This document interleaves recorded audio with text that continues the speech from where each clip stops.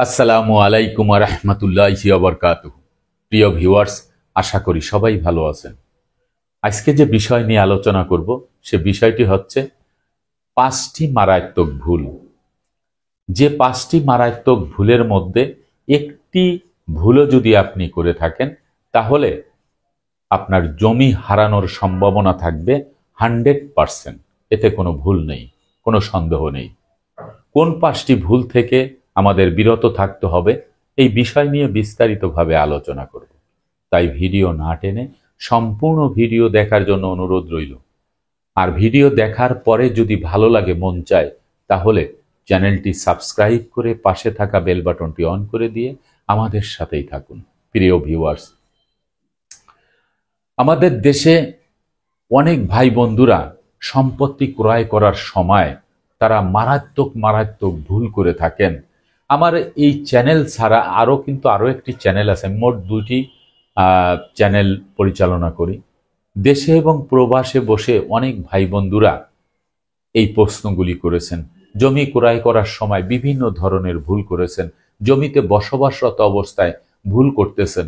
এটি থেকে তাদের পরিত্রাণ বা কিভাবে এই ভুলগুলি ভবিষ্যতে আর কেউ না করে এই বিষয়ে একটি ভিডিও তৈরি করার জন্য অনেকেই অনুরোধ করেছেন।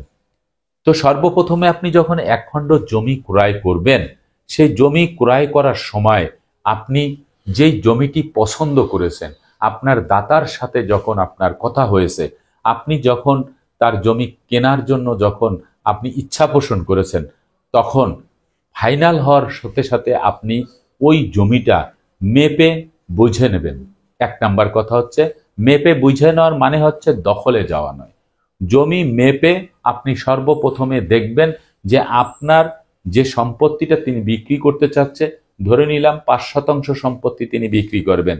এই 5% সম্পত্তি তার যে দলিল আছে সেই দলিল মোতাবেক বিক্রি করার তার অধিকারও আছে, কিন্তু সেই দলিল মোতাবেক এই 5% সম্পত্তি ঠিক আছে কিনা এবং এই চৌহদ্দিটা ঠিক আছে কিনা, এই চৌহদ্দিটা ঠিক আছে কিনা, চৌহদ্দি ঠিক আছে কিনা সেটা যদি যাচাই করতে চান, তাহলে ওই জমির মালিকের যার কাছ থেকে আপনি সম্পত্তি ক্রয় করবেন তার যে দলিল, সেই দলিলের শেষের দিকে দেখবেন চৌহদ্দি দেওয়া আছে। চৌহদ্দিতে ডাইন পাশে কে, বাম পাশে কে, সামনে কে, পিছনে কে, আপনি কিন্তু যাচাই করে নিতে পারবেন। এই কাজটা কিন্তু কখনোই ভুল করা যাবে না, কারণ এইটা যখন যাচাই করে নিলেন এটা আপনার কাজে লাগবে। আপনি যখন দলিল সম্পাদন করতে যাবেন তখন আপনার কিন্তু এটা কাজে লাগবে।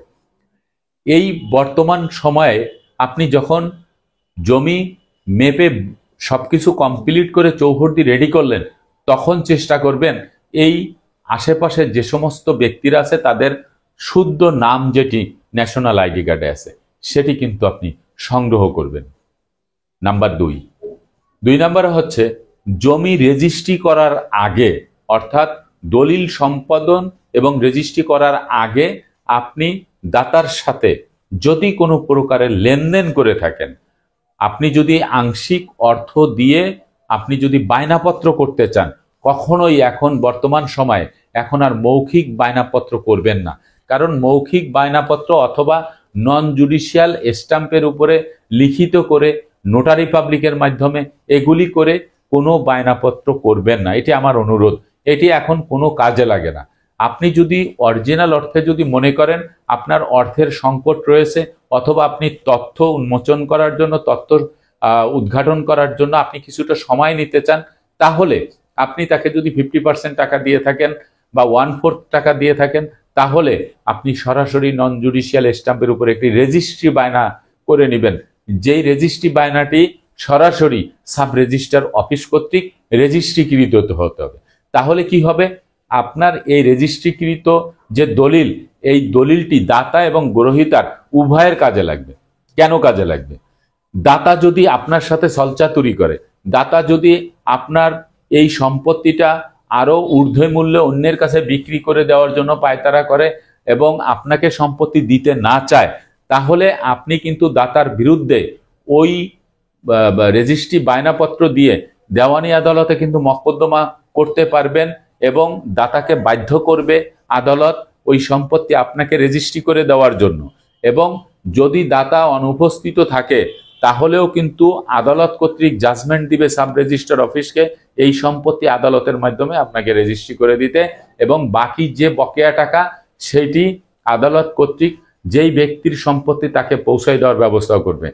এই যে একটি সুবিধা। আবার দাতা যদি গ্রহীতা সম্পত্তি যথাসময়ের মধ্যে নিতে না চায়, টালবাহানা করে, অথবা তিনি যদি ঘোরাঘুরি করে এরকম যদি করে, বা জমি দখলে নিয়ে গেছে সে দিচ্ছে না এরকম যদি হয়, তাহলে দাতাও কিন্তু বিজ্ঞ আদালতে মকদ্দমা করে তার ক্ষতিপূরণ সহ তিনিও কিন্তু এই সম্পত্তি সেটি ফেরত নিতে পারবেন। এই বিষয়টা কিন্তু মাথায় রাখতে হবে। নাম্বার 3 হচ্ছে যে আপনি সম্পত্তি যখন ক্রয় করলেন এবং আপনার দলিল যখন সম্পত্তি করবেন, তখন আপনার এটির আগে আপনি পার্শ্ববর্তী যে মালিকরা আছে, সহশরিকরা আছে, পাশের যে মালিক, আপনার জমির পাশে যারা বসবাস করতেছে, তাদের কাছ থেকে আপনি একটি স্বীকারোক্তিক পত্র, যেটি না দাবি সনদ বলে, এই না দাবি সনদটা তাদের কাছ থেকে নিতে হবে। অর্থাৎ তাদেরকে অবগত করতে হবে যে এই সম্পত্তিটা আপনি ক্রয় করতেছেন, তারা এই সম্পত্তি ক্রয় করতে অনিচ্ছুক। আপনি ক্রয় করলে তারা বাধাগ্রস্ত করবে না, প্রতিবন্ধকতা সৃষ্টি করবে না। এতে সুবিধা কি, যে আপনি সম্পত্তি ক্রয় করার সময় আপনার নামে তারা পরবর্তীতে যাতে করে প্রিয়ামশন মামলাটি না দিতে পারে, অর্থাৎ অগ্রক্রয় মামলা দিয়ে আপনার এই সম্পত্তিটা আপনার কাছে না নিতে পারে, সেই জন্য আপনি তাদেরকে জানানো। এবং এইখানে আরো একটি কথা বলে রাখি, সেটি হচ্ছে আমরা যখন সম্পত্তি দলিল করতে যাই, তখন মৌজা রেটে আপনারা যদি জমির সরজমিনে যে মূল্য থাকে, দেখা গেল 1% জমির মূল্য 15 লক্ষ টাকা, আর মৌজা রেট হচ্ছে মাত্র 7 লক্ষ টাকা বা 6 লক্ষ টাকা, আমরা কি করি 15 লক্ষ টাকা দাতাকে দিব, এই মর্মে আমরা 5% জমি 75 লক্ষ টাকা দিয়ে আমরা ক্রয় করি। কিন্তু দেখা গেছে সেই দলিলের ভিতরে 7 লক্ষ টাকা করে 7 7 49 লক্ষ টাকা লিখে একটি দলিল সৃষ্টি করে বা দলিল রেজিস্ট্রি করে।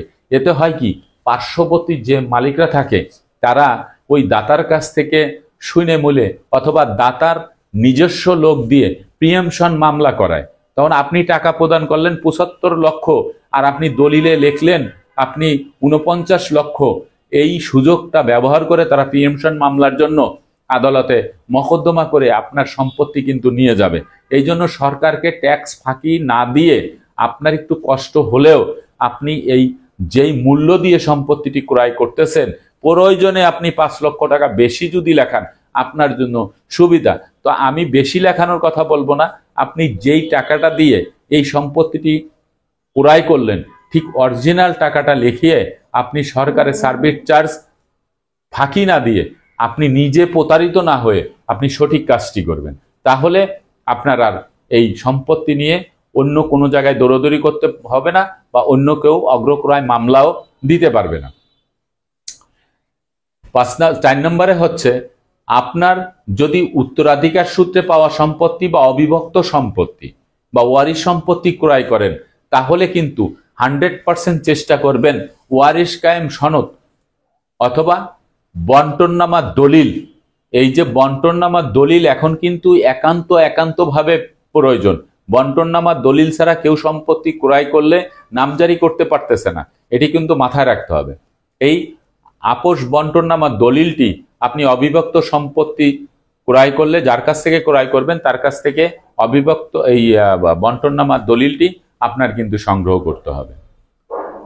আবার যে সম্পত্তিটি আপনি ক্রয় করলেন সেই সম্পত্তিটি আপনাকে কিন্তু সরাসরি দখলে চলে যেতে হবে।